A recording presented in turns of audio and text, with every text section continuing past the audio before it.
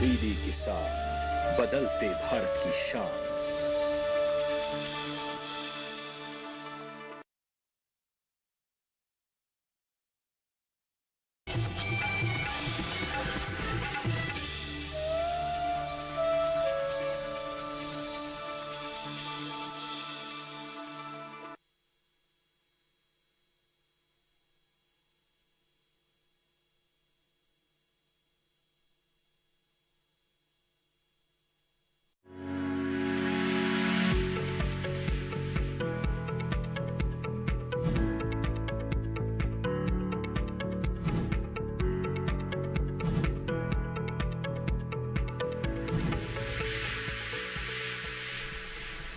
नमस्कार, स्वागत है आपका हेलो किसान में। आपके साथ मैं हूं अंशु सिंह। हेलो किसान, आप किसानों का अपना मनपसंद लाइव फोन इन कार्यक्रम, जहां हम खेती किसानी से जुड़े हुए तमाम अलग अलग विषय आपके लिए लेकर आते हैं, ताकि आप किसान उनसे जुड़े हुए जो भी सवाल है, जो भी आशंकाएं हैं, उनका समाधान जान सके, वो भी एक फोन कॉल के माध्यम से। क्योंकि लाइव फोन इन कार्यक्रम है, हमारे विशेषज्ञ अगले 1 घंटे तक यहाँ पर उपस्थित रहेंगे आपके सवालों के जवाब देने के लिए।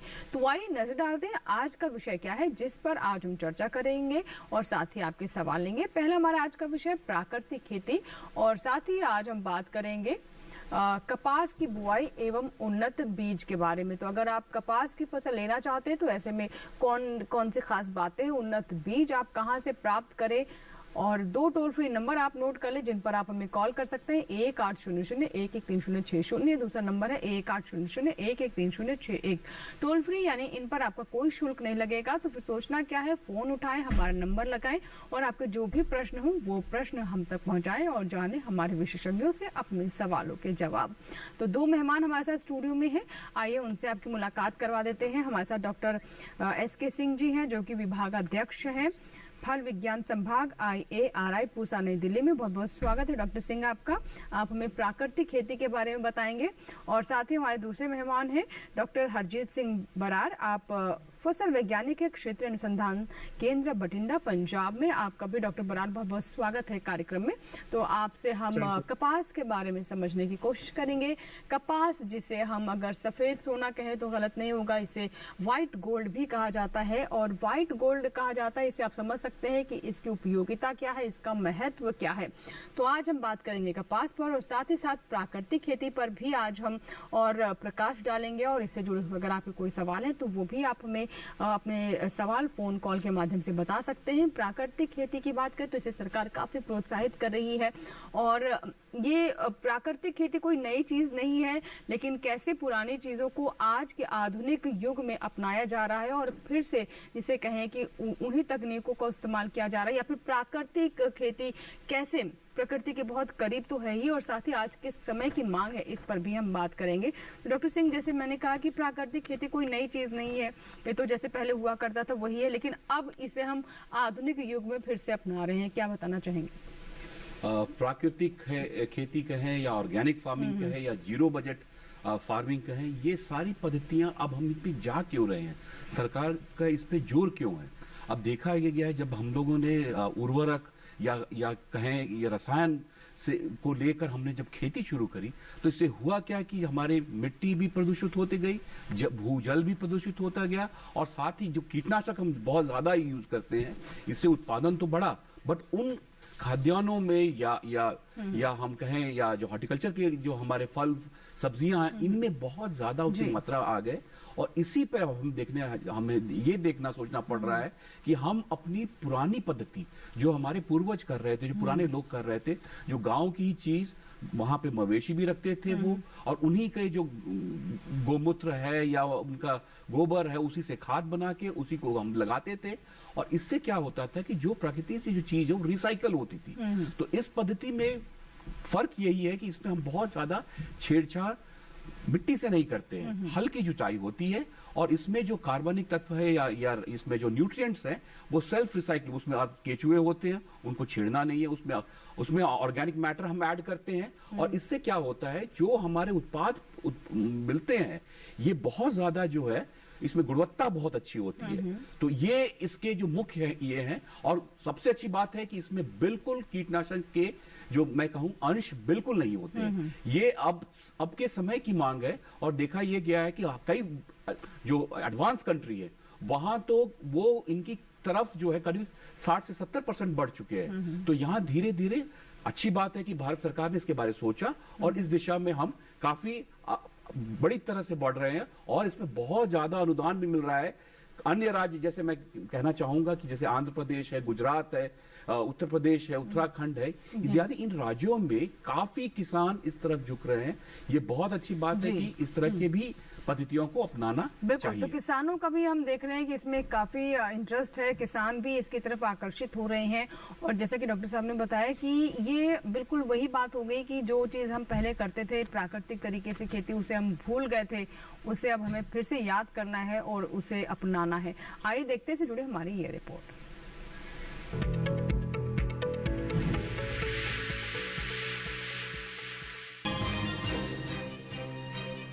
प्राकृतिक खेती को कुदरती खेती भी कहते हैं। प्राकृतिक खेती जमीन के प्राकृतिक स्वरूप को बनाए रखती है। प्राकृतिक खेती में रासायनिक कीटनाशक का इस्तेमाल नहीं किया जाता। इस तरह की खेती में जो तत्व प्रकृति में पाए जाते हैं उन्हीं को खेती में कीटनाशक के रूप में इस्तेमाल किया जाता है। प्राकृतिक खेती करने के कई फायदे हैं। प्राकृतिक खेती में किसान को नकद पैसे की जरूरत नहीं पड़ती, क्योंकि इस खेती के लिए जिन उत्पादों की जरूरत पड़ती है वे सभी घर पर ही तैयार किए जा सकते हैं, यानी बाजार से कुछ भी खरीदने की जरूरत नहीं पड़ती। ऐसे में आपके पैसों की भी बचत होती है। लघु और सीमांत किसानों के लिए तो प्राकृतिक खेती किसी वरदान से कम नहीं है, क्योंकि ऐसे किसानों के पास आय के काफी कम साधन होते हैं। इसके अलावा अक्सर मौसम की मार भी किसानों को झेलनी पड़ जाती है। ऐसे में इन सब चुनौतियों का समाधान प्राकृतिक खेती को अपनाकर ही निकाला जा सकता है। लेकिन अक्सर लोग जैविक खेती को ही प्राकृतिक खेती समझ लेते हैं, जबकि ऐसा नहीं है। जैविक और प्राकृतिक खेती दोनों अलग अलग बातें हैं। जैविक खेती से मिट्टी के भौतिक गुणों में सुधार तो होता है, लेकिन अधिकतम पैदावार के लिए अकेली जैविक खेती काफी नहीं होती। जबकि प्राकृतिक खेती में पहले साल से ही भरपूर पैदावार मिलती है और ज्यादा उपज के लिए रसायनों की बिल्कुल भी जरूरत नहीं होती। सरकार भी प्राकृतिक खेती को बढ़ावा दे रही है। इस बार के बजट में भी रसायन मुक्त प्राकृतिक खेती को बढ़ावा देने का लक्ष्य रखा गया है।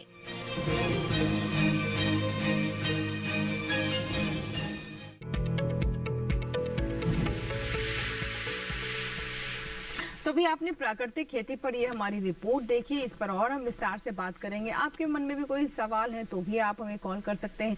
आपको ये भी बता दें कि प्राकृतिक खेती को लेकर सरकार की तरफ से अनुदान भी दिया जा रहा है। क्या है वो, किस तरीके से आप उसका लाभ उठा सकते हैं, इससे जुड़े कोई भी सवाल आप हम तक पहुँचाएं। और आइए बात करते हैं, डॉक्टर बरार जी हमारे साथ बने हुए। डॉक्टर बरार, जैसे कि हमने कहा कि कपास कितना महत्वपूर्ण है ये बताने की जरूरत नहीं है, और शायद इसीलिए इसे हम व्हाइट गोल्ड, सफेद सोना भी कहते हैं। कपास के किसान जो कपास की खेती करना चाहते हैं उन्हें इस वक्त क्या बताना चाहेंगे, किन किन बातों का इस दौर में ध्यान रखने की जरूरत होती है? हाँ जी, बिल्कुल। अगर हम इस समय की बात करें तो इस समय जो कपास की खेती के लिए सबसे अहम बात है कि उत्तर भारत के में ये 3 प्रांत हैं, पंजाब, हरियाणा और राजस्थान, इनमें कपास की खेती हो रही है। तो इनमें जो बिजाई का समय जो आने वाला है, तो सबसे पहली हमें महत्वपूर्ण चीज ये ध्यान में रखनी है कि हम जो किस्म है वो कौन सी लगाने जा रहे हैं। कपास में अगर हम उत्तर भारत की बात करते हैं तो हमारा जो ज्यादातर रकबा है वो बीटी कपास के अंदर है। तो बीटी कपास में कई कंपनियों के जो बीटी हाइब्रिड्स आ रहे हैं, पर उनमें से सबसे ज्यादा बड़ी बात यह है कि उसके लिए एक केंद्र सरकार का एक अदारा बना हुआ है जिसको GEAC कहते हैं। वो अदारा ये कंपनियों के बीटी हाइब्रिड्स को टेस्ट करता है, उनको अप्रूव करता है, और वही जो हाइब्रिड है बीटी हाइब्रिड कपास के वो बाजार में सेल होते हैं।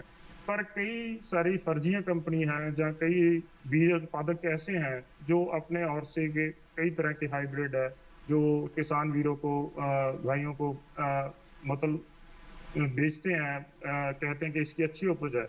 तो मैं सबसे पहले यही सलाह देना चाहूंगा किसान भाइयों को कि इस तरह के झमेले से बचें, और जो सेंटर सरकार की जो एजेंसी है GEAC, उसके द्वारा जो प्रमाणित हाइब्रिड है सिर्फ उनकी चुन करें और उनकी काश्त करें। जी बिल्कुल। तो चलिए कपास पर देखते हैं हमारी ये रिपोर्ट।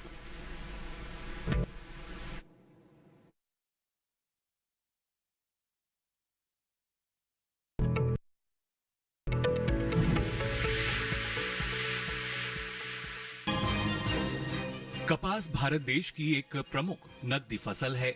इससे रुई तैयार की जाती है।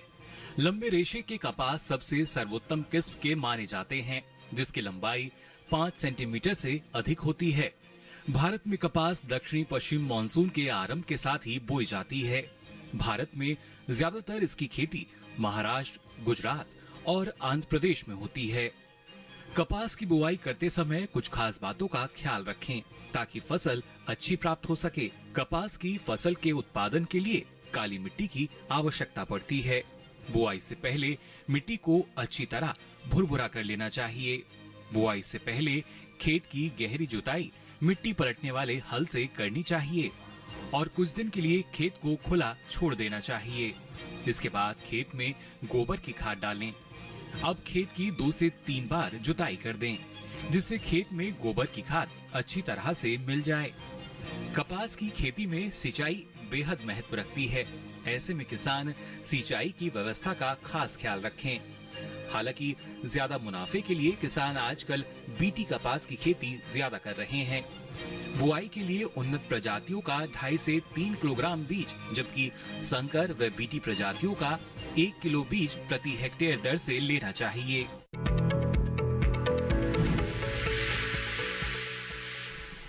तो बिल्कुल कपास के बारे में हमने आपको बताया कौन कौन सी अच्छी किस्में हैं और बीज दर क्या होनी चाहिए, पंक्ति से पंक्ति की दूरी क्या होनी चाहिए।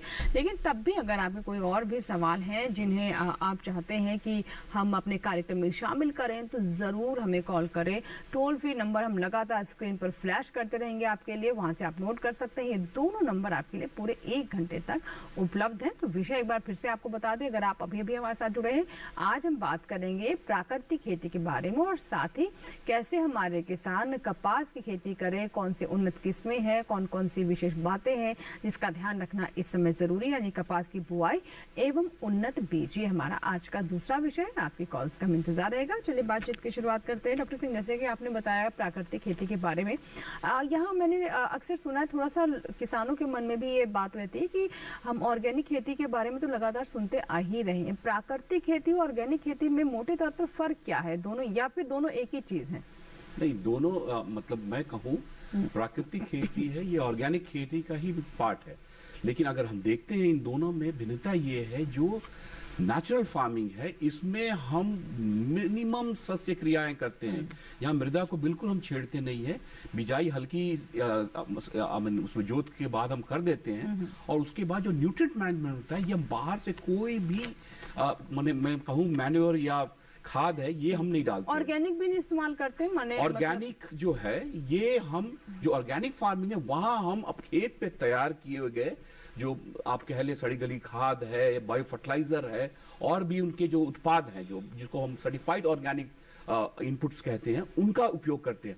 परंतु प्राकृतिक वाले में हम बिल्कुल नहीं करते हैं। इसे हम यहाँ सिंचाई के अलावा हम और कोई कार्य नहीं करते हैं। इसमें यह देखा गया है कि जो भूमि में जो उसमें ऊर्जा है उसी को हम लेते हैं और जो इसमें पत्तियां गिरती हैं, इनका अवशेष गिरता है, ये सड़ के मिट्टी में फिर वापस जाती हैं, फिर अगले फसल को देती है। तो इसमें जो मिनिमम छेड़छाड़ होता है और यही वजह है कि ये सिस्टम जो जापानी वैज्ञानिक ने ढूंढा था इसको, उसके बाद हम लोग उसको आगे लेके चले हैं और उन्हीं पद्धतियों पे हम चल रहे हैं। तो बेसिक इस डिफरेंसेस इन दोनों में यही है। इसमें सारी इनपुट जो होती है ऑर्गेनिक होती है, इसमें जो है वो स्वतः पौधा जो है मिट्टी से लेता है। जी, एक कॉलर है, राकेश जी हैं, जिन्होंने बाराबंकी से हमें कॉल किया है। राकेश जी बताइए क्या सवाल है। और साथ ही दूसरे कॉलर जो हैं वो हमारे साथ प्रयागराज से जुड़ रहे हैं, वो भी प्राकृतिक खेती पर ही कुछ पूछना चाहते हैं। दोनों हम सवाल लेंगे। पहले राकेश जी से बात कर लेते हैं। राकेश जी सवाल बताएं। हेलो, हाँ जी राकेश जी सवाल बताइए। खेती के बारे में जानना चाहता हूँ जी। मैं जीरो बजट खेती के बारे में जानना चाहता हूँ। प्राकृतिक खेती जो आप पूछ रहे हैं और जीरो बजट खेती, तो ये जो है सुभाष पालेकर जी ने पुणे में इसको इस्टेब्लिश जीरो बजट के, बट जो मैं कहूंगा कि ये ऑर्गेनिक फार्मिंग के ही मतलब कहें कि धड़े हैं और इनमें बेसिक डिफरेंस है कि उसमें जैसे जीरो बजट ट्रूली वो होता नहीं है, उसमें कुछ न कुछ तो वो एनर्जी लगती है, लागत लगती है, उसमें उर्वरक है या खाद है या बीज है, सबके कॉस्ट जुड़े रहते हैं। तो जीरो बजट तो बिल्कुल उसे नहीं कह सकते हैं, परंतु प्राकृतिक में ये है कि जो भी हम खेती कर रहे हैं वहां उसी भूमि पे कर रहे हैं, उसमें मिनिमम छेड़छाड़ करते हैं। देसी बीज, देसी जो वैरायटीज है उनका उपयोग, वहाँ हाइब्रिड और ये सारी चीजें नहीं करते। ओपन पॉलिनेटेड जो होती हैं सब्जियां है अगर तो ओपन पॉलिनेटेड तो बेहतर हो, और उसे देसी तरीके से मीन्स वहाँ जो भी जो आप अगर उसमें उर्वरक या इसका आप करते हैं जो ट्रेडिशनल फार्मिंग है, बिल्कुल मनाही है उसमें। और बिल्कुल जब इसे हम जब लगाना शुरू करते हैं तो देखें ये कि हमारा ये कन्वर्जन पीरियड जो शुरुआत में जो ऑर्गेनिक फार्मिंग करते हैं तो वहाँ 3 साल का कन्वर्जन पीरियड, तो वहाँ बिल्कुल न कीटनाशक का उपयोग होना है, और वहाँ पे जैसे मक्का है या ज्वार है या बाजरा है जिसको हम फॉडर में ले जाते हैं, तो ऐसे इनको लगाने के बाद जो है इनको हार्वेस्ट करके बिल्कुल मिट्टी को इनसे मुक्त कर देते हैं। जी, एक दूसरे कॉलर भी हैं, प्रयागराज से, इन्होंने उत्तर प्रदेश से ही कॉल किया है। जी बताइए क्या सवाल है आपका। हेलो जी मैम नमस्कार मैडम, जैसे आपको बताया आपने अभी कि इसके लिए सब्सिडी में मिलती है राष्ट्रीय अनुदान सरकार की तरफ से प्राकृतिक खेती के लिए मैम। एक बार फिर से अपना सवाल दोहराइए। पूछ रहे हैं हाँ, जी मैम, मैं पूछा जैसे कि सरकार की तरफ से हमको राष्ट्रीय अनुदान की जाती है, अनुदान सहायता, ठीक है ठीक है ठीक है, बिल्कुल बिल्कुल। ये प्रश्न बड़ा लाजमी है कि आप जानना चाहते हैं कि सरकार की तरफ से क्या प्रोत्साहन है। जैसा कि सरकार ने लक्ष्य बनाया हुआ है कि 25 और अर्थात 30 तक हम काफी क्षेत्रफल जो है इसे प्राकृतिक खेती में लाना चाहते हैं, और ये कुछ जो हमारी सारी क्रॉप्स में नहीं लाना है, कुछ वैसी क्रॉप्स लाएं जहां हमें उसमें प्रीमियम प्राइस मिले। तो यहाँ जैसा कि जो अभी जो योजना जो चल रही है उसके अंतर्गत जो है प्रति हेक्टेयर करीब 37,000 रुपए का अनुदान मिलता है, जिससे कि जो हमारे किसान को जो शुरुआती दौर में कुछ लॉस होता है या बीज के खर्च है या और भी जो खर्च है उससे बढ़ावा देने के लिए इतने तक का अनुदान मिलता है, जिसे वो अपनाता है। और उसके बाद जो उसके उत्पाद होती है उसे उसकी जो विपणन में जो संगठन के थ्रू आप या उसके ब्रांडिंग करके आप बेचते हैं, तो उसमें आपको शुरुआती दौर में तो आपकी उत्पादन में गिरावट होगी, उत्पादकता भी गिरेगी, लेकिन गुणवत्ता में उसमें कोई कॉम्प्रोमाइज नहीं होता, बहुत ही बढ़िया होता है। और जो किसान इसे कर रहे हैं उन्होंने ये करके दिखाया है कि उसमें गुणवत्ता के बेस पे 30 से 40% तक उन्हें अधिक कीमत मिल जाती है उत्पाद की। तो ये इसमें बहुत बड़ी क्षमता है। एक कॉलर और है, राम जी हैं जिन्होंने हमें कॉल किया है। हेलो हेलो हेलो जी, मुझे सुन पा रहे हैं आप? हेलो, शायद हमारी आवाज नहीं जा पा रही। हेलो राम जी, महाराष्ट्र से हमारे साथ आप जुड़े हुए हैं, सवाल बताइए अपना। शायद हमारी आवाज नहीं जा पा रही है या फिर उनकी हम तक नहीं पहुंच पा रही है, कोई बीच में समस्या है। कोई बात नहीं राम जी, अगर आप हमें टेलीविजन से सुन रहे हैं तो आप हमें जरूर दोबारा कॉल लगाएं। जैसे ही आपका कॉल लगेगा हम आपके सवाल को अपने विशेषज्ञ के सामने रखेंगे और उसका लेंगे जवाब। बराड़ जी के पास चलते। बराड़ जी, जैसा कि हम कपास की बात कर रहे थे और आपने बताया कि कहाँ कहाँ इस वक्त बुआई का समय चल रहा है, तो मैं यही जानना चाहूंगी सबसे पहले, जैसे कि आपने बताया कि राजस्थान है, हरियाणा है, ये वो क्षेत्र हैं जहाँ पर मुख्य तौर पर भी 3-4 जगह जहाँ पर इसकी बुआई चल रही है। तो इन क्षेत्रों के अनुसार अभी क्या बताना चाहेंगे, किस तरह की तैयारी करें, क्योंकि हम देख रहे हैं कि तापमान भी काफी बढ़ रहा है, तो उसके अनुरूप भी किन बातों का ध्यान रखने की जरूरत होती है? जी बिल्कुल। अगर हम उत्तर भारत की बात करते हैं तो पंजाब, हरियाणा और राजस्थान में इसकी बुआई है जो मिड अप्रैल से और मिड मई तक जो होनी चाहिए। तो इसमें से सबसे जो अहम बात ध्यान रखने वाली है वो ये है कि इसकी खेत की तैयारी बहुत अच्छे से करनी चाहिए। इसकी जो सिंचाई है वो बहुत अच्छी गहरी सिंचाई देकर और गहरी जुताई करके खेत अच्छे से तैयार करेंगे, तो जो गर्मी के कारण फसल का नुकसान। हेलो जी, शायद हमारे संपर्क नहीं हो पा रहा है। हेलो हेलो जी, कुछ कह रहे थे आप? हाँ, अब बात पूरी कर दीजिए आप। हाँ जी बिल्कुल। जो एक महीने तक गर्मी की वजह से कोई फसल का नुकसान हो सकता है, तो उससे बचाव के लिए हमें ये बहुत जरूरी बन जाता है कि हम इसकी जो पहली सिंचाई है वो गहरी करें और इसकी जुताई है वो भी पूरी गहरी करें, और उसके बाद वो बहुत अच्छे से ऊपर मिट्टी का खेत तैयार करके उसमें जो बिजाई करें। और बीज है जो जैसे हमने पहले बात करी थी कि जो केंद्रीय अदारा है, इसी के प्रमाणित हाइब्रिड है उन्हीं के ऊपर जो करें। उसके बाद जो सबसे अगली बात जो अहम बात आ जाती है वो बीज की मात्रा है। पंजाब, हरियाणा, राजस्थान में जब हम कहते हैं तो बीटी हाइब्रिड्स की जो काश्त हो रही है कपास की, बीटी कपास की, उसका जो कतार का फासला और बूटे पौधे को पौधा फासला है वो थोड़ा बहुत अंतर करता है पंजाब और हरियाणा और राजस्थान में, ज्यादा तो उसमें अंतर नहीं है। पर इसमें बीज जब हम देखते हैं तो जो पैकिंग आ रही है बाजार में, जो एक सरकार के द्वारा प्रमाणित पैकिंग है, वो 2 पैकेट पर एकड़ के हिसाब से डालते हैं, वो जरूरी है। कई किसान भाई हमारे जो बीज है वो कम डालते हैं, उसकी वजह से पौधों की गिनती है जो 1 एकड़ में पूरी नहीं होती, उसकी वजह से भी जो है हमें पूरा भरपूर उत्पादन नहीं मिल पाता। तो ये सबसे अहम बात है। उसके बाद हम बात करते हैं तो पहली सिंचाई, जब फसल हम बो देते हैं उसके बाद पहली सिंचाई है वो भी बहुत महत्व रखती है। कपास में अगर हम पहली सिंचाई जल्दी लगा दें तो उसमें से उसका जो फसल पे दुर्भाग पड़ता है, उसमें फसल अच्छी बढ़वार नहीं लेती। उसका कारण ये है कि उसमें हवा में से जमीन में से हवा कम हो जाती है और जो जितनी हवा उसकी रूट्स को चाहिए कपास की वो नहीं मिल पाती, उसकी वजह से उसकी ग्रोथ पे इफेक्ट पड़ता है। इसलिए जो अगर फर्स्ट जो हमने पहले बुआई से पहले जो रौनी की है वो हम सिंचाई अच्छी दे रहे हैं, तो उसके बाद बुआई के बाद जो पहला पानी देना उसको हम कोशिश करें कि 30 से 35 दिन लेट लगाएं। बिल्कुल, तो ये आपने यहाँ पर अच्छी बात बताई कि कपास में काफी अच्छी सिंचाई होनी जरूरी है, काफी गहरी सिंचाई हो, और आपने जैसे कि बताया कि जो एयर है उसकी कमी नहीं होनी चाहिए। एक दर्शक हमारे साथ, आइए बात करते हैं। हरियाणा से कॉल आया है, संदीप जी हमारे साथ फोन लाइन पर। जी संदीप जी बताइए क्या सवाल है आपका। नमस्कार मैम। जी नमस्कार मैम, ये है कि कपास के बीज के बारे में जो अब 1 वीक के बाद लगाना है, तो बीज पिछली बार क्या हुआ था, पिछली बार क्या हुआ था, तो इसमें सुंडी ज्यादा थी, टिंडा के अंदर ही जो है ना, रुई के अंदर के सुंडी लाल ज्यादा थी और लौंगाई के कारण बिल्कुल खत्म हो गई थी, तो बिल्कुल ही उत्पादन में 0% था। अच्छा ठीक है, बराड़ साहब क्या कहना चाहेंगे जो इन्होंने समस्या बताई उसके बाद। हाँ जी संजीव जी, इसमें सबसे मेन बात ये है कि हम कई सालों से बीटी कपास की जो खेती कर रहे हैं। बीटी कपास में एक रेजिस्टेंस था, उसमें एक जीन था जो कई तरह की सुंडी हैं उसको वो लगने नहीं देता। पर कई साल हम हो गए बीटी कपास की खेती करते करते, तो कीड़े में भी उसमें सहन शक्ति आ गई है, वो अब बीटी कपास को भी खाने में सक्षम हो गया है, वो उसको भी खाना शुरू कर दिया है।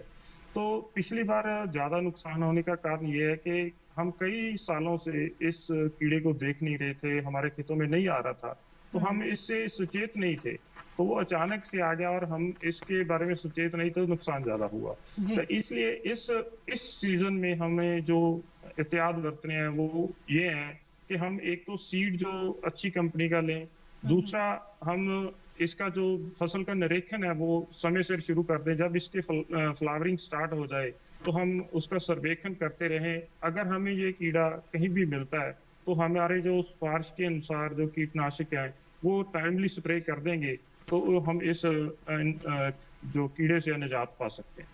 जी बिल्कुल, तो ये एक सवाल था हमारे दर्शक का जिन्होंने बताया कि कीड़ा पूरे उनकी फसल को खा गया और इसके पीछे वजह क्या है वो भी अभी बराड़ साहब ने हमें बताई है। फिलहाल वक्त एक छोटी सी ब्रेक का, ब्रेक के बाद भी किसान जारी रहेगा। आपको कोई भी सवाल है आज के विषय से जुड़े हुए तो जरूर हमें बताएं। टोल फ्री नंबर हम साथ साथ स्क्रीन पर फ्लैश कर रहे हैं, आपकी कॉल्स का भी इंतजार रहेगा। छोटे से ब्रेक के बाद बने रहे हमारे साथ।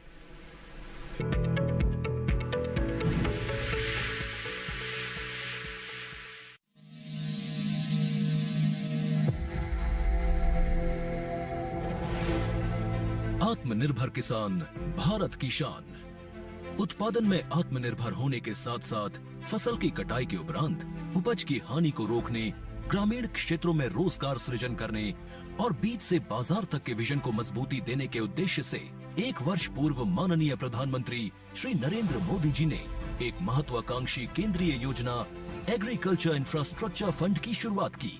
इस आधुनिक इंफ्रास्ट्रक्चर से कृषि आधारित उद्योग लगाने में एक बहुत बड़ा बदलाव आएगा और बहुत बड़ी गति आएगी। साथियों, अब हम उस स्थिति की तरफ बढ़ रहे हैं जहां गांव के कृषि उद्योगों से फूड आधारित उत्पाद शहर जाएंगे और यही तो आत्मनिर्भर भारत अभियान का संकल्प है। एग्रीकल्चर इंफ्रास्ट्रक्चर फंड से पात्र लाभार्थी गोदामों का निर्माण कर सकते हैं। छटाई या ग्रेडिंग इकाई, पैकिंग हाउस, सप्लाई चेन और कोल्ड चेन जैसी सुविधाएं या फिर प्राथमिक कृषि प्रसंस्करण केंद्र की स्थापना कर सकते हैं। इस योजना के तहत पात्र लाभार्थियों को 2 करोड़ रुपए तक के ऋण पर अधिकतम 7 वर्ष के लिए ब्याज में 3% तक की छूट दी जा रही है। ऋण पुनर्भुगतान के लिए 6 महीने से 2 वर्ष तक मोरेटोरियम की सुविधा भी उपलब्ध है। इस योजना ने अब तक सफलता की कई मिसालें कायम की हैं, जैसे कि मध्य प्रदेश के लाभार्थी श्री विपिन त्रिपाठी ने एग्रीकल्चर वेस्ट से बायोफ्यूल बनाने का इनोवेटिव प्राइमरी प्रोसेसिंग सेंटर लगाया है।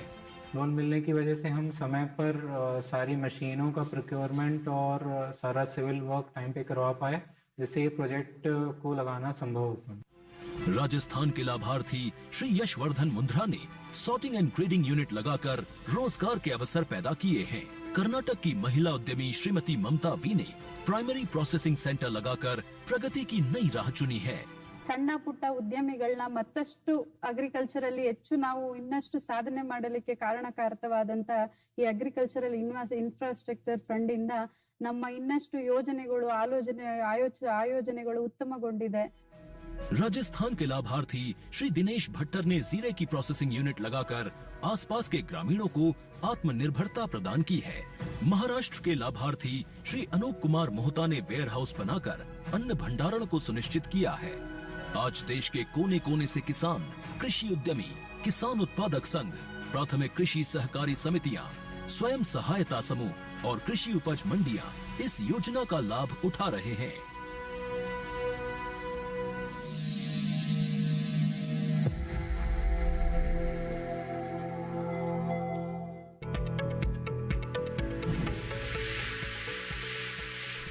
ब्रेक के बाद हेलो किसान में एक बार फिर आपका स्वागत है। अगर आप अभी अभी हमारे साथ जुड़ रहे हैं तो आज का विषय एक बार फिर से आपको बता दें। आज हम बात कर रहे हैं प्राकृतिक खेती की और साथ ही कैसे हमारे किसान कपास की खेती करें, कौन कौन से उन्नत किस्में हैं, इसके बारे में भी हम आपको जानकारी दे रहे हैं। तो कोई भी सवाल है आज के दोनों विषय से जुड़े हुए तो आप हमें कॉल कर सकते हैं। 2 टोल फ्री नंबर स्क्रीन पर अभी हम फ्लैश कर रहे हैं। आइए कॉलर है, उनसे हम बात करते हैं। शिवम जी हैं जिन्होंने कानपुर से हमें कॉल किया है। जी शिवम जी, बताइए क्या सवाल है। जैसे जो गेहूं की प्राकृतिक खेती है तो क्या होता है, और क्योंकि अभी हमारे यहाँ इधर प्राकृतिक खेती में क्या होता है ये जानना चाहते हैं आप? जी, और जैसे मार्केट में अगर जैसे जो हमारे अगर मान लीजिए गेहूं की खेती हम कर रहे हैं, जैसा कि आपने कहा कि गेहूं में आप जानना चाहते हैं प्राकृतिक खेती के लिए, इसमें जो है इसमें जो प्रोटोकॉल दी गई है उसके हिसाब से आपने पहले कन्वर्जन कराना है अपने खेत का। उससे जो है आपके जो एग्रीकल्चर ऑफिसर हैं आपसे उनसे संपर्क कराना है और संपर्क होने के बाद उनसे रजिस्ट्रेशन करके और वहां 3 साल तक उसमें जो है बिल्कुल मैं कह दूं कि उर्वरक या कीटनाशक मुक्त उसमें बिल्कुल बनाए रखना है। वहां हम ऐसी फसल लगाते हैं, मक्का है या ज्वार है या बाजरा है, जिसे हम बाद में फॉडर में ले जाते हैं, जिससे कि उस भूमि से जो भी उसमें जो केमिकल्स है या कीटनाशक के अंश हैं वो निकल जाएं। और इसके करने के बाद जो है आप इनमें जो है जो बिल्कुल जो घास की कवर अगर है या जो उसमें अर्थवॉर्म है, जो केचुए होते हैं, इनको एज सच मेंटेन करते हैं। मिनिमम स्तर से क्रिया करना है, उसमें छेड़छाड़ हम कम करते हैं। जो उसमें नेचुरली जो प्रेजेंट है उसमें न्यूट्रिएंट उसे हम लेते हैं, और जो कार्बन जो है जो पत्तियों द्वारा या जड़ के स्टबल के सड़ने से तैयार होता है जिसमें नेचुरली पड़े वो रहता है। और इसमें एक बात मैं बताना चाहूंगा, जैसे आपको अगर कोई जानवर भी रखना है तो आप देसी गाय इसे आप रख सकते हैं, जैसे साहिवाल है या गीर है, इन्हें आप रख सकते हैं। इसका गोबर, इसके गोमूत्र इत्यादि को हम लेके उसके कई उत्पाद बनाते हैं जो इसमें दोनों का काम करता है। उसमें जो है न्यूट्रिएंट भी देते हैं और पौध की जो मैं कहूं उसके अगर संरक्षण करना है या उसे बचाना है कीटनाशकों से तो हम बचा सकते हैं। तो ये सारी चीजें बातें आपको ध्यान देनी है, और इसे करने के लिए जो हमारी सरकारी स्कीमें हैं उनका लाभ जरूर लें और इसे जो प्रोटोकॉल है उसे जरूर अपनाएं। जी, एक कॉलर है, संदीप जी है। पहले इनका कॉल नहीं लगा था, फोन कट गया था इनका। संदीप जी बताइए क्या सवाल है। इतना जी मैं सीड के बारे में पता कर रहा था। जी मैम। संदीप जी मुझे सुन पा रहे हैं आप? जी मैम। हेलो हेलो जी संदीप जी, बताइए क्या सवाल है। मैम मेरे ये सवाल है, तो इसमें कपास की खेती में मौसम की मार की भी जो लाल कीड़ा हुआ था ना पिछली बार, तो इसमें मौसम की भी अहम भूमिका थी क्या मैम? जी बराड़ साहब, आप समझ पाए इनका सवाल? मैडम नहीं, रिपीट करें प्लीज। एक बार फिर से सवाल दोहराइएगा संदीप जी। आप बता रहे थे पिछली बार आपने कपास की फसल ली थी, क्या समस्या आई थी उसमें? उसमें आई थी लाल कीड़ा हुआ था, तो इसके टिंडों के अंदर ही रेड, अच्छा लाल कीड़ा हुआ था। हाँ बिल्कुल पूरी तरह नष्ट हो गई थी। तो हाइट थी उसकी 8-10 फीट के लगभग थी, तो उसके अंदर बिल्कुल 0% बजट था, मेरा कुछ नहीं निकला उसके अंदर। तो मैं ये मौसम की मार दी थी। ठीक है बराड़ साहब, ये लाल कीड़ा बता रहे हैं कोई जो इनके फसल में लगा था और जिसे बहुत नुकसान हुआ था। जो आप जो जिस लाल कीड़े की बात कर रहे हैं उसको हम गुलाबी सुंडी बोलते हैं, पिंक बॉल वॉर्म बोलते हैं। इसका एक्चुअली प्रकोप पहले नहीं था, अभी पिछले सीजन से स्टार्ट हुआ है। तो कपास में जो गुलाबी सुंडी का प्रकोप जो शुरू हो चुका है, इसकी बचत के लिए सबसे पहले अहम बात यह है कि जो पिछले सीजन की कपास की जो रहंद खूंद बची हुई है उसको हम ये सीजन शुरू होने से पहले कपास की बुआई करने से पहले हम उसको खत्म कर दें, क्योंकि इस कीड़े का जो अंश है वो जो पिछले सीजन की जो कपास की रहंद खूंद पड़ी है उसमें वो रहता है। और जब मौसम अनुकूल होता है अगले सीजन की, इस सीजन की हम कपास की फसल बुआई करेंगे, उसके फूल आएंगे, तो वो कीड़ा वहां से निकलकर उस फसल पे अटैक करता है। तो सबसे अहम बात तो हम ये है कि जो हमारी रहंद खूंद पिछले फसल की पड़ी है, पिछले सीजन की फसल की पड़ी है, तो उसको हम किसी भी तरीके से नष्ट कर दें। और इस बार जो हमारी फसल कपास की बुआई करने के बाद जब उसकी फूल आ जाएंगे, उसकी फूल आने स्टार्ट हो जाएंगे, तो हम खेत का बहुत निरीक्षण करते रहें बहुत संजीदगी के साथ। और जब भी हमें इसके लक्षण प्राप्त हों जब भी, तो उसी टाइम हम उसके जो उसके लिए जो कीटनाशक है उसके साथ उपचार जो कर सकते हैं। उसके लिए पंजाब और हरियाणा स्टेट डिपार्टमेंट और यूनिवर्सिटीज के द्वारा बहुत ही अच्छे तरीके से जो गुलाबी सुंडी को मैनेज करने के लिए वो लिटरेचर है जो उपलब्ध है। और उसके रिगार्डिंग जो ये बात कर रहे थे कि हम बीज कौन सा लें, उसके भी बारे में मैं आपको बता सकता हूँ कि पंजाब और हरियाणा तीनों स्टेट्स मिलके एग्रीकल्चर यूनिवर्सिटी मिलके हर साल बीटी हाइब्रिड्स की 150 के करीब जो वैरायटीज है उनको टेस्ट किया जाता है तीनों स्टेट में अलग अलग लोकेशंस पे, और उनमें से एक लिस्ट जारी की जाती है हर सीजन स्टार्ट होने से पहले पंजाब और हरियाणा राजस्थान में। उसी में से हम अगर बीज की चोन करते हैं तो काफी हद तक इस समस्या से हम निजात पा सकते हैं। जी, एक कॉलर है नंद स्वरूप मिश्रा जी हैं जिन्होंने उत्तर प्रदेश के बाराबंकी से कॉल किया है। जी मिश्रा जी, बताइए क्या सवाल है आपका। नमस्कार, मैं नंद स्वरूप मिश्रा हूँ बाराबंकी से। मैं जानना ये चाहता हूँ कि बढ़ती हुई आबादी, पानी की बर्बादी, घटता हुआ जल, बढ़ता हुआ प्रदूषण, तो ऐसी दशा में जो समस्याएं पैदा है, इसमें प्राकृतिक खेती किस प्रकार से करें जो हमारे लिए वरदान साबित हो। जी बिल्कुल, बहुत अच्छा सवाल आपने किया और ये बहुत जागरूक किसान है, अक्सर हमारे कार्यक्रम में कॉल करते हैं। सिंह साहब क्या बताना चाहेंगे? और बहुत ही इनका मतलब लॉजिकल सवाल भी है कि जहाँ हर तरफ प्रदूषण है, पानी भी प्रदूषित है, मिट्टी भी हम देख रहे हैं कि किस तरीके से जो रसायन इस्तेमाल किए जा रहे हैं उससे कितनी प्रदूषित हो चुकी है। तो ऐसे में प्राकृतिक खेती करना अपने आप में एक चैलेंज भी है। बिल्कुल, जाहिर सी बात है कि जब हमारी मिट्टी ही प्रदूषित हो गई, भूजल प्रदूषित हो गया है, तो वहाँ कैसे करें। तो जैसा कि मैंने बताया कि जब हम प्राकृतिक खेती की तरफ बढ़ रहे होते हैं तो इसमें जो प्रोटोकॉल है उसके हिसाब से ही आपको करना पड़ेगा। जो कन्वर्जन, इनिशियल जो कन्वर्जन पीरियड है वो आप जब कर लेते हैं तब आपके जो खेत हैं जो कन्वर्जन पीरियड जो आप कह रहे हैं इसको मैं चाहूंगी थोड़ा सा एक्सप्लेन करें। इसमें करना ये होता है कि जैसे आपने एक बार रजिस्ट्रेशन कर लिया उस फार्म का, तो जो आपका जो डेवलपमेंट ऑफिसर है, एग्रीकल्चर डेवलपमेंट ऑफिसर, उस खेत को चिन्हित कर देगा। तो उसमें जो है उसकी क्यारी बड़े अच्छे ढंग से बनाई जाती है जिससे कि बगल वाले खेत का पानी या कीटनाशक से सना हुआ पानी उसमें ना आ जाए।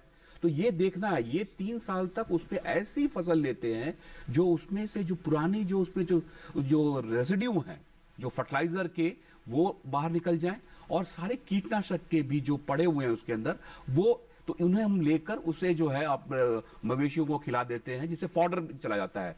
और उसे जब ये सारा हो जाता है तब उसके बाद उसमें हम प्राकृतिक खेती करते हैं। और उसमें मैंने जैसे कि बताया केचुए का खाद है, ये इत्यादि उसमें डल सकता है। गोबर, जो देसी गाय का गोबर है, उससे वही जो खाद है वो डल सकता है।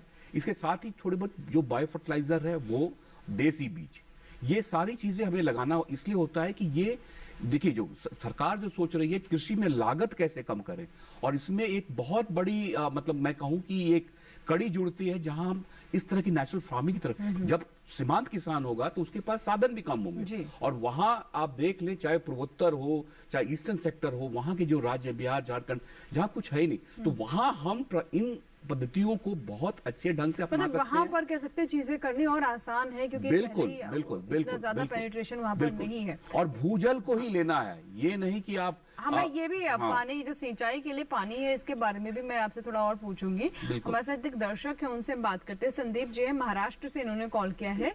जी संदीप जी, बताइए क्या सवाल है आपका। सर, मैं ये बात कर रहा हूँ, 60-70 साल से पहले ये भारत में प्राकृतिक खेती होती थी।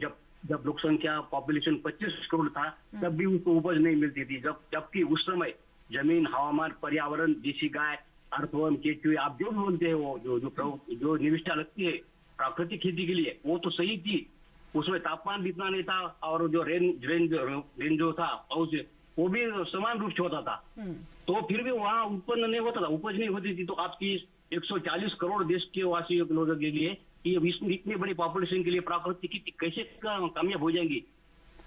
बिल्कुल सही आपने जो आपने इच्छा जाहिर करी है कि ये पूरे देश, भारत जैसे विशाल देश जहाँ जनसंख्या बहुत ज्यादा है, यहाँ पूरे देश में ये नहीं है कि सारे को कन्वर्ट कर देना है नेचुरल फार्मिंग में। यहाँ आपने देखी, दो चीजें देखनी है कि हमें करना किस क्रॉप्स में है जहाँ एडवांटेज है। दूसरी बात है जो औद्यानिक फसलें, जहाँ सब्जी है, फल है, जहाँ मसाले हैं, ठीक है, तो यहाँ आपने देखना कि अगर मैं नेचुरल फार्मिंग की तरफ बढ़ता हूं, मुझे प्राइस एडवांटेज मिलता है, एक मार्केट है, और ये ठीक है, शुरुआती दौर में उपज कम होगी, लेकिन देखा गया है ये 25% 30% के आसपास कम होती हैं, लेकिन धीरे धीरे जब उसमें ऑर्गेनिक मैटर और न्यूट्रिएंट बिल्डअप हो जाती हैं, तो उसके बाद देखा गया है कि उत्पादन में बहुत ज्यादा गिरावट नहीं होती है।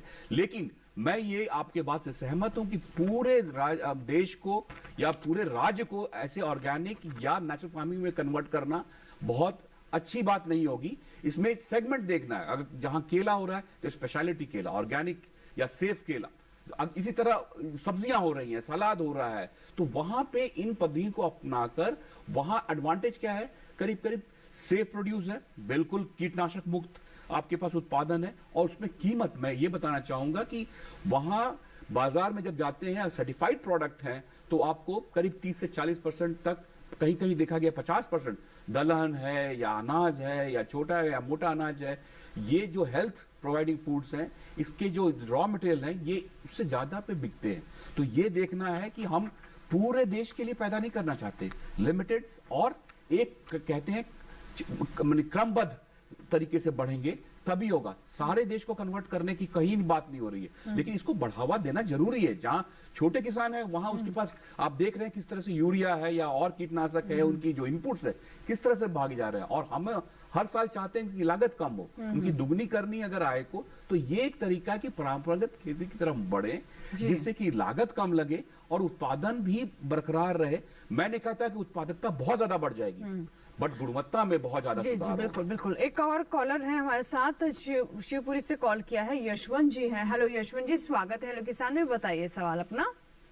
हाँ साहब, मैं एक तो किसान चैनल को बधाई देना चाहता हूँ, जिनने आज कपास के बारे में हमको जानकारी देने के लिए इस विषय को चुना है जी, क्योंकि कपास से हमको यहाँ तेल मिलता है, वहाँ पर उससे पीना भी मिलती है, जो कि जानवरों के लिए बहुत लाभदायक होती है।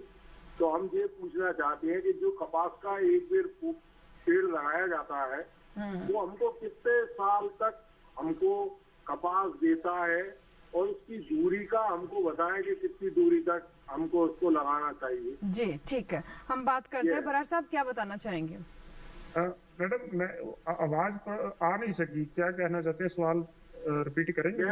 हेलो, मैं ये कह रहा हूँ कि कपास से हम तेल निकालते हैं और कपास के पीना भी बनती है, और कपास का पेड़ से हम कितने साल तक उससे कपास को ले सकते हैं, और उसकी दूरी कितनी दूर तक रहती है पेड़ की, ये हम चाहते हैं जानकारी। हाँ जी बिल्कुल सर। असल में अगर हम उत्तर भारत की बात करते हैं तो यहाँ पे हम कपास के पेड़ नहीं लगाते, क्योंकि हम इसकी दर फसल काश्त करते हैं, क्योंकि हम सौनी के सीजन में कपास की खेती करते हैं और जो हाड़ी के फसल में है हम गेहूं या सरसों या चने की खेती करते हैं। इसी वजह से हम इसके पेड़ नहीं लगाते, हम इसकी बिजाई वैसे ही करते हैं। अगर हम पंजाब, हरियाणा और राजस्थान की बात करते हैं तो यहाँ पे जो लाइन टू लाइन एक कतार से कतार का फासला है वो 2.25 फीट से 3.5 फीट तक रखा जाता है बीटी कपास में, और एक पौधे से पौधे की दूरी है जो वो 2 फीट से 2.5 फीट जो रखी जाती है। बरार साहब, एक और कॉलर है, महाराष्ट्र से ही है ये भी, पंकज जी हैं, आइए बात करते हैं। पंकज जी बताइए क्या सवाल है आपका?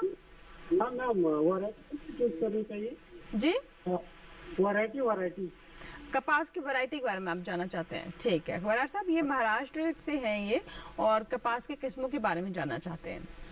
जी बिल्कुल, जैसे हम जानते हैं कि कपास की खेती के लिए हमारे जो देश में 3 रीजन है, अलग अलग रीजन है, जैसे उत्तर भारत हो गया, मध्य भारत हो गया और दक्षिण भारत हो गया। तो इन सभी के लिए जो कपास की किस्में हैं वो हमारे रीजन के हिसाब से अलग अलग हैं। जैसे पंजाब और हरियाणा में जो किस्म अच्छा परफॉर्म करती हैं वो मध्य भारत में नहीं करती, जो मध्य भारत में करती हैं वो दक्षिण भारत में नहीं करती। तो इसी वजह से जो हमारे जो कृषि अनुसंधान भवन है, जो खेतीबाड़ी जो एग्रीकल्चर डिपार्टमेंट है, उनके द्वारा जो किस्में हैं वो हर रीजन के लिए, हर स्टेट के लिए अलग अलग सिफारिश की गई हैं, उनमें से हम चुन करेंगे। और उसके बाद बात रह जाती है कि हम बीटी कपास की खेती करना चाहते हैं या देसी कपास की खेती करना चाहते हैं, जहाँ अमेरिकन कपास की बीटी रहत किस्में उनकी खेती करना चाहते हैं। तो हमारे भारत में ज्यादातर जो रकबा है वो बीटी कपास के अंदर ही है, और उसमें भी जो हमारे जो जोन की तरह जो कपास की बीटी किस्में हैं वो अलग अलग है। जी बिल्कुल, तो बात हुई कपास की किस्मों पर। इसी के साथ ही हमारे लिए वक्त है कौन छोटे से ब्रेक का, कहीं मत जाएगा। अब हम कार्यक्रम के अंतिम पड़ाव में पहुंच रहे हैं, तो हमारी कोशिश है कि ज्यादा से ज्यादा आपके सवाल हम कार्यक्रम में शामिल करें। जरूर कॉल करें हमें इस छोटे से ब्रेक के बाद।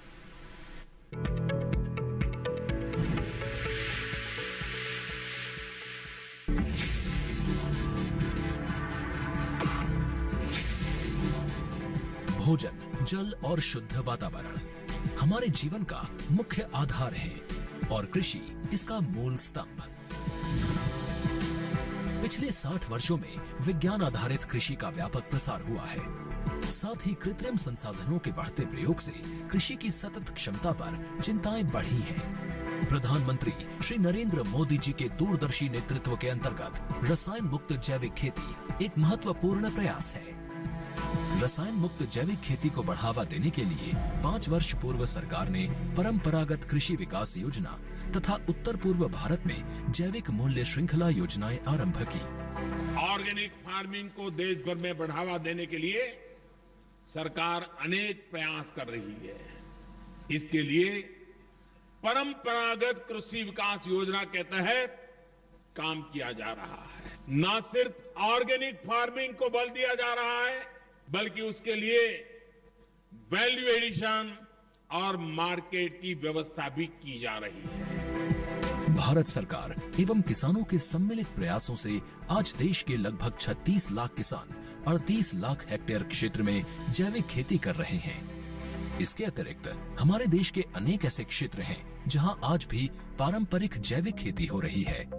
इन पारंपरिक जैविक क्षेत्रों को जैविक प्रमाणीकरण सुलभ कराने हेतु पीजीएस के अंतर्गत लार्ज एरिया सर्टिफिकेट का प्रावधान किया गया है। इस प्रक्रिया की विशिष्टता ये है कि इसमें प्रमाणीकरण मात्र 2 से 3 महीनों में हो जाता है, जबकि सामान्य परिस्थितियों में इसमें 2 से 3 वर्ष का समय लगता है। अंडमान निकोबार केंद्र शासित प्रदेश के कार निकोबार एवं नैन काउरी द्वीप समूह देश के सर्वप्रथम ऐसे प्रमाणीकृत जैविक क्षेत्र हैं। अभी हाल ही में संपूर्ण लक्षद्वीप को जैविक खेती के रूप में प्रमाणित किया गया है। वर्ष 2016 में सिक्किम राज्य पूर्ण जैविक कृषि राज्य के रूप में प्रमाणित हो चुका है। सुदूर उत्तर में हिमालय श्रृंखला के बीच स्थित लद्दाख ने भी पूर्ण जैविक के लक्ष्य की ओर बढ़ना शुरू कर दिया है। जैविक उत्पादों को बाजार सुलभ कराने तथा किसानों की उपभोक्ताओं तक पहुंच बनाने के लिए एक समर्पित जैविक खेती पोर्टल भी बनाया गया है। जैविक खेती पोर्टल के जानकारी मंच और विपणन मंच के माध्यम से किसानों को उच्च गुणवत्ता उत्पादन तथा बाजार उपलब्ध कराया जा रहा है। आशा है देश के सभी राज्य अपने जैविक क्षेत्रों का विस्तार करेंगे और देश में जैविक कृषि क्रांति को मजबूत करने में योगदान देंगे। जैविक उत्पादों की देश और विदेशों में बढ़ती मांग तथा जैविक उत्पादों का बढ़ता बाजार, किसानों की उपभोक्ताओं तक पहुंच तथा जैविक एफपीओ द्वारा जैविक कृषि व्यापार में भागीदारी हमारे किसानों को अपनी आय बढ़ाने का अवसर दे रहा है। पिछले 5 वर्षों में जैविक कृषि उत्पादों का निर्यात दोगुने से अधिक बढ़कर 7,000 करोड़ रुपए से अधिक का हो गया है और इसमें प्रतिवर्ष 20% से अधिक की वृद्धि हो रही है। उम्मीद है पारंपरिक क्षेत्र के किसान भी इस बढ़ते बाजार से लाभान्वित होंगे और जैविक कृषि आंदोलन को आगे बढ़ाएंगे। किसानों की मुस्कान समृद्ध हिंदुस्तान की है पहचान।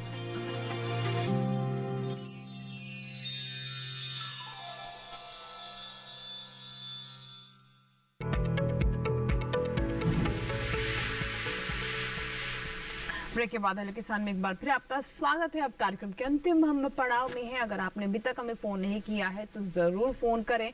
हमारा जो आज का विषय है आपके लिए फिर से हम दोहरा देते हैं। आज हम बात करें प्राकृतिक खेती के बारे में और साथ ही कपास की खेती और उन्नत बीजों के बारे में।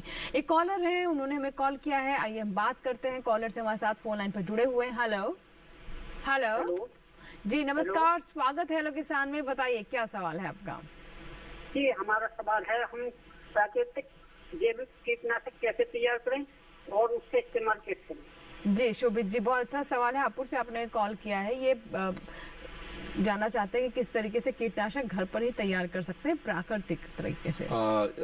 शोभित जी, आपने ये जो प्रश्न पूछा है, जो प्राकृतिक खेती है, इसमें प्रायः हम सारे जो इंटीग्रेटेड जो मैनेजमेंट सिस्टम है इस पद्धति को अपनाते हैं और यहाँ नीम से जो उत्पादन या उसका तेल है या बिनौला है, उसकी पत्तियों का जो अर्क है, इसको लेकर हम सारी जो अपने जो फार्म पे जो है, अगर कीट दिखता है शुरुआती दौर में तो उसे हम मैनुअली अलग कर लेते हैं या उसके बाद बहुत ज्यादा दिखता है तब इनकी हम स्प्रे करते हैं। और ये जो बोटेनिकल्स जो हमारे पास उपलब्ध हैं इनको हम आराम से उसमें लगा सकते हैं, इस पे कोई पाबंदी नहीं है। और इसी ढंग से हम जैसे अगर फफूंद दिख रहे हैं तो कहीं आपने देखा होगा गांव में जो लोग हैं जो राख का भी उपयोग करते हैं, जो हमारी देसी पद्धतियां हैं उन्हीं को हम अपनाते हैं जिससे कि उससे रोग या फफूंद है या कीट से हम बचा सकें। तो कोशिश करें कि ये सारी जो है जो पुरानी जो हमारी पद्धतियां थी उन्हें बरकरार रखना है और मिनिमम कीटनाशक का उपयोग हो तो उससे बेहतर कुछ नहीं। जी बिल्कुल। आइए बात कर लेते हैं कपास पर। बराड़ साहब, क्योंकि अब देखिए ज्यादा समय नहीं बचा है तो मैं चाहूंगी कि भले ही दर्शक उससे जुड़े हुए सवाल नहीं कर पाए हों लेकिन हम अपने तरफ से सभी जानकारियां पहुंचा दें। किस्मों के बारे में कुछ किसानों ने पूछा, उसके अलावा हमारे खेत की तैयारी किस तरीके से होना चाहिए, पोषक तत्वों का प्रबंधन कैसे करें, साथ ही सिंचाई भी एक बहुत महत्वपूर्ण इसमें बिंदु है, क्या बताना चाहेंगे? हाँ जी बिल्कुल मैम, इसमें एक और महत्वपूर्ण बात यह है कि कपास की खेती को जो खुराकी तत्व जो खादे डालते हैं उसका बहुत महत्व है। अगर किसी तत्व की कमी है तो वो भी बहुत ज्यादा ठीक नहीं है और उस किसी कम तत्व की ज्यादा खाद की हम ज्यादा डाल रहे हैं तो वो भी हमारे लिए नुकसानदायक हो सकती है।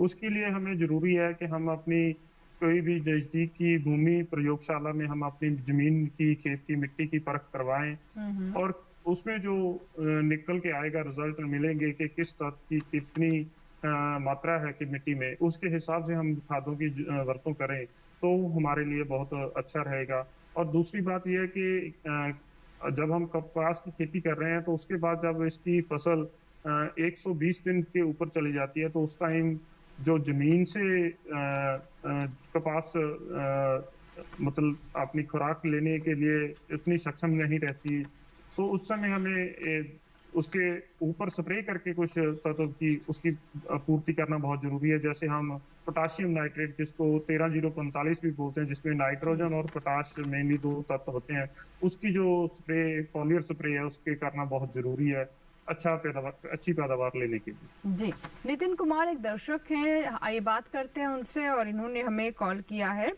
और जी नितिन जी बताइए क्या सवाल है। नितिन जी मुझे सुन पा रहे हैं? हमने आलू की खेती की थी। हाँ जी। जिसमें आलू हमारा जो है फटा हुआ निकला है। कारण क्या है, मैं जानना चाह रहा था। जी ठीक है सर, आप बता पाएंगे आलू के बारे में? नितिन जी, जैसा आप जानना चाह रहे हैं, सारा उत्पाद बिल्कुल फटा हुआ था?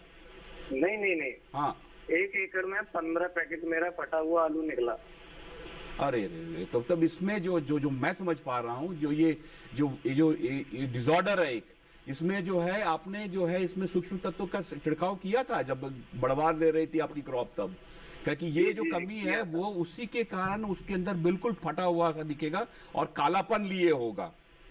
जी। हाँ, तो ये जो है बोरॉन और जिंक, ये 2 ऐसी जो सूक्ष्म तत्व है जिन्हें आपको जब बढ़वा ले रही होती है और उसका ट्यूबरेशन शुरू होता है, उस वक्त एक छिड़काव करना अति आवश्यक होता है। और यही वजह है कि ये सारा जो आपने जो फटा हुआ जो आपके जो ये बने हैं आलू, ये मेन कारण यही है। उस वक्त अगर छूट गया होगा आपके भूमि में, इसकी कमी है इसका मतलब। तो इसकी मतलब किसान पूर्ति जरूर करें इस चीज की ध्यान। बिल्कुल। ये तो सच की एक मैं कहूँ एक मुख्य माने बिंदु है कि सूक्ष्म तत्वों का आपको कहीं ना कहीं मैनेज करना ही पड़ेगा। सीधे अगर मैं कहूं कि पोटेशियम का भी हम स्प्रे करते हैं तो इसकी भंडारण क्षमता में बहुत ज्यादा इजाफा होता है। पोटेशियम सल्फेट का 2% लगा के हम स्प्रे कर देते हैं। जब ट्यूबराइजेशन के बाद उसमें अच्छी ग्रोथ हो रही होती है और उसका जो कहते हैं ना, उसमें छिलका जो है वो बिल्कुल तैयार होना शुरू होता है। अगर हम पोटेशियम का उस समय एक स्प्रे कर दें तो वो काफी हद तक जो हमारे उसकी जो भंडारण क्षमता बहुत अच्छी होती है और बहुत अच्छे मतलब उसमें कहूँ कि स्वाद भी आता है। जी, टेस्ट वाइज भी अच्छा होता है। और सिंह साहब, जैसे कि हम बात कर रहे थे देसी गाय का उपयोग किस तरीके से, और या फिर कहे प्राकृतिक खेती अगर आप कर रहे हैं तो देसी गाय तो बहुत महत्वपूर्ण हो जाती है, किस तरीके से? और साथ ही मैं आपसे जानना चाहूंगी, जैसे हम पानी की बात कर रहे थे कि प्राकृतिक खेती में सिंचाई की व्यवस्था किस तरीके से करें, क्योंकि आप जैसे बता रहे हैं कि आप नदी से, नहर से, जो सोर्स ऑफ वाटर है वहाँ के पानी से आप सिंचाई ना करें, ग्राउंड वाटर से भी अगर सिंचाई करते तो उसकी भी क्या गारंटी है कि वो भी बिल्कुल शुद्ध होगा? इसके बारे में क्या बताना चाहेंगे?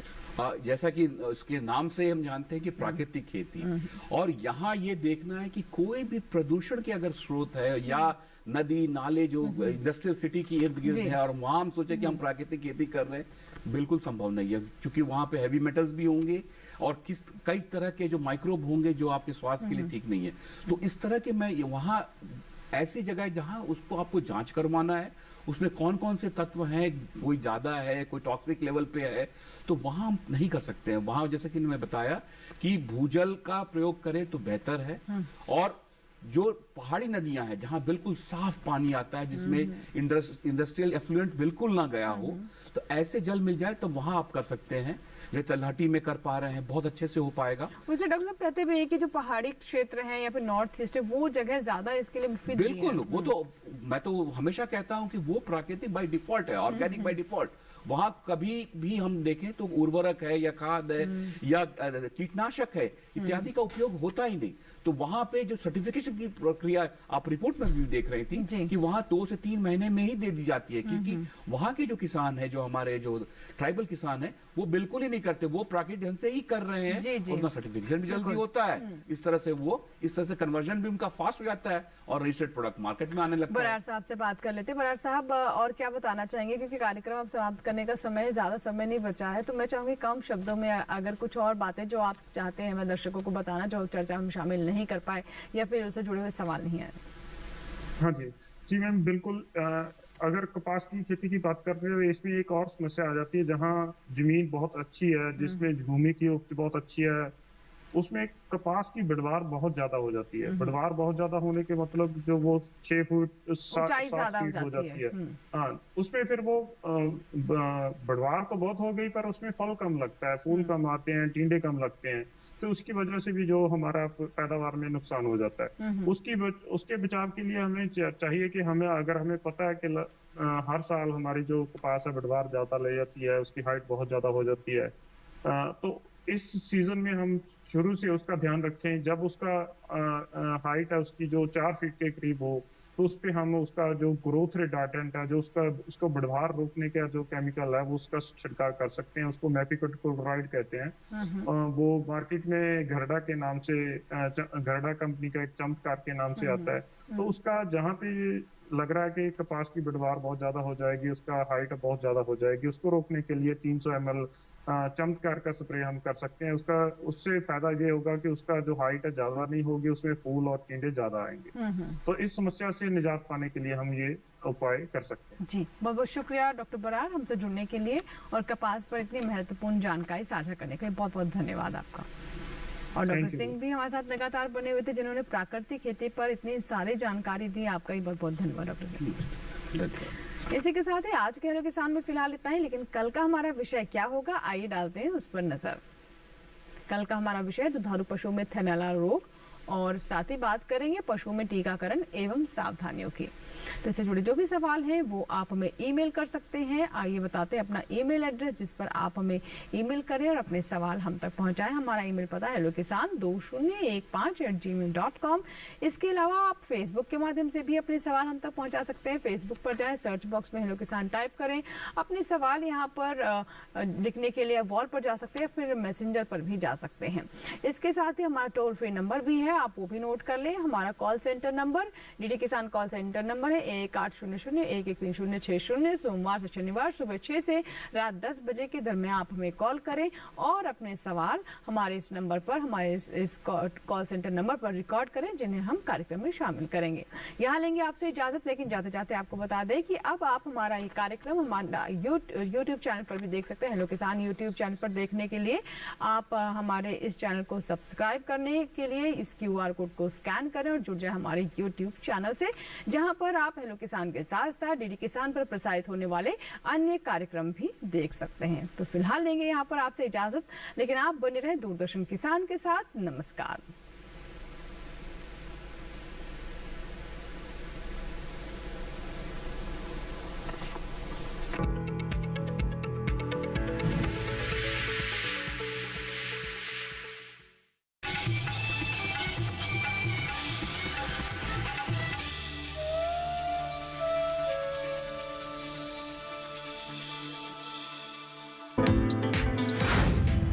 खेती के साथ भेड़ पालन से बनेगी बात। जब होगा ऊन का मूल्य संवर्धन तो ऊन से बने उत्पाद कर देंगे मालामाल। देखिए दूरदर्शन किसान पर विचार विमर्श, ऊन के उत्पाद किसान मालामाल। 1 अप्रैल शुक्रवार रात 10 बजे।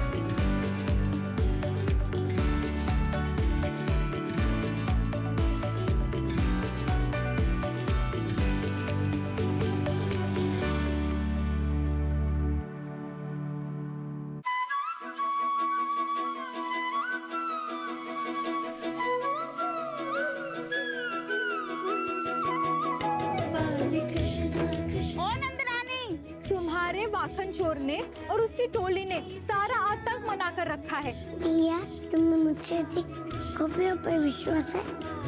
माखन की मटकी में ज्ञान का सागर। देखिए बाल कृष्ण सोमवार से शुक्रवार रात 9 बजे सिर्फ डीडी नेशनल पर।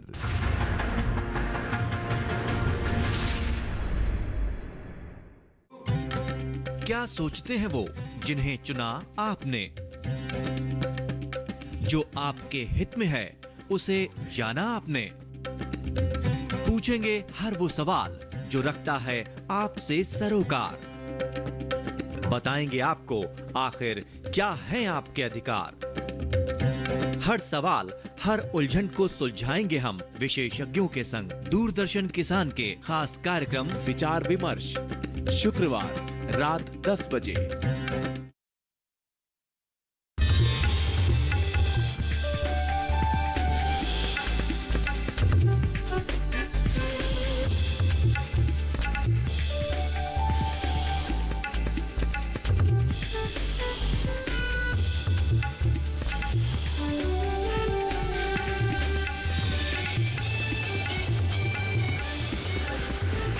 डीडी किसान, बदलते भारत की शान।